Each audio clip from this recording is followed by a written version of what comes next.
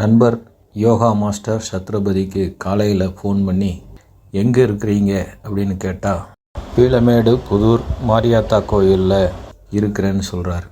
அங்கே என்னங்க பண்ணுறீங்க அப்படின்னு கேட்டால் உலக அமைதி வேண்டி 11 நாள் உபவாச தியானம் மேற்கொண்டிருக்கிறேன் என்று சொல்கிறார். ஏங்க இப்படி சொல்லாமல் கொள்ளாமல் போய் உட்கார்ந்துட்டீங்களேன்னு நேரில் சென்று பார்த்தால் எந்தவித ஆர்ப்பாட்டமும் இல்லாமல் தியானத்தில் மூழ்கி இருக்கிறார் யோகா மாஸ்டர் சத்ரபதி.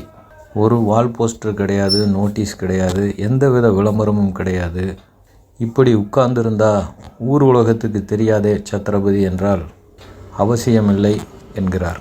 விளம்பரத்திற்காக அல்ல, இது உலக அமைதி ஏற்பட வேண்டும். போர்கள்தான் எல்லாவற்றிற்கும் காரணம். இன்றைக்கு எல்னினோ என்று சொல்லுகிறார்கள். ஐரோப்பிய நாடுகளில் வெப்ப அலை வீசுகிறது, தார் ரோடுகள் உருகி ஓடுகிறது. இதற்கெல்லாம் காரணம் போர்கள்தான். அமைதியாக இருக்கிற ஒரு கிணற்றில் ஏதாவது ஒரு மூலையில் ஒரு சிறிய கல்லை போட்டால் அது ஏற்படுத்துகிற அலை கிணறு முழுவதும் பரவும். அதுபோலத்தான் எங்காவது ஒரு மூலையில் போர் நடைபெற்றால் அது ஏற்படுத்துகிற வெப்ப அலை உலகத்தின் வேறு ஏதாவது ஒரு மூலையில் பிரதிபலிக்கும். இதை உலக மக்கள் புரிந்து கொள்ள வேண்டும். மத்திய கிழக்கு நாடுகளிலும் உக்ரைனிலும் தொடர்ந்து போர்கள் நடைபெற்று கொண்டிருக்கின்றன. இந்த போர்களினால் பல்வேறு எதிர் விளைவுகள் ஏற்படுகிறது. எனவே போர்களற்ற ஒரு உலகம் உருவாக வேண்டும் என்பது எனது இலக்கு. அதற்காக தியானம் செய்கிறேன் என்கிறார். தியானம் செய்தால் எப்படி போர்களற்ற உலகம் உருவாகும் என்று கேட்டால், எனக்கு தியானத்தின் மீது நம்பிக்கை உண்டு. தியானம் செய்தால் நிச்சயமாக உலகில் பல மாற்றங்களை உருவாக்க முடியும் என்று சொல்கிறார். அது மட்டுமல்ல, தனி மனித ஒழுக்கம் வேண்டும். தமிழகத்தில் நடைபெறுகிற டிவிகேவினுடைய ஆட்சி ஊழலற்ற ஆட்சியாக இருக்கிறது. அது தொடர வேண்டும். அதற்கு உள்ள எதிர்ப்புகள் மறைய வேண்டும் என்றும் சொல்கிறார்.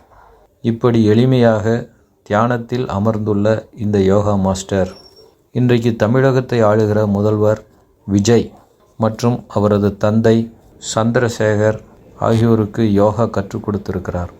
நடிகை குஷ்புவுக்கு ஸ்கேட்டிங் கற்றுக் கொடுத்திருக்கிறார். சினிமா துறையில் பல பிரபலங்களோடும் தொடர்பு வைத்திருக்கிறார். ஆனாலும் கோவை புதூரில் ஒரு எளிய குடிசையில் யோகா சொல்லிக் கொடுத்து கொண்டும் பயிற்சிகளை மேற்கொண்டும் வாழ்க்கையை நடத்தி வருகிறார்.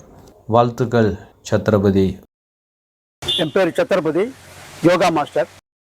உலக அமைதி, போரற்ற உலகம் அமைய, தனி மனித ஒழுக்கம் கடைபிடிக்க ஸ்டேட்ல ஊழலற்ற ஆட்சி நடந்து கொண்டிருக்கிறது.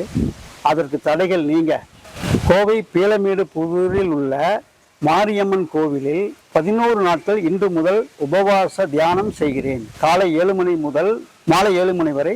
இடையில கொஞ்சம் பிரேக் எடுத்துட்டு பண்ணிட்டு இருக்கேன்.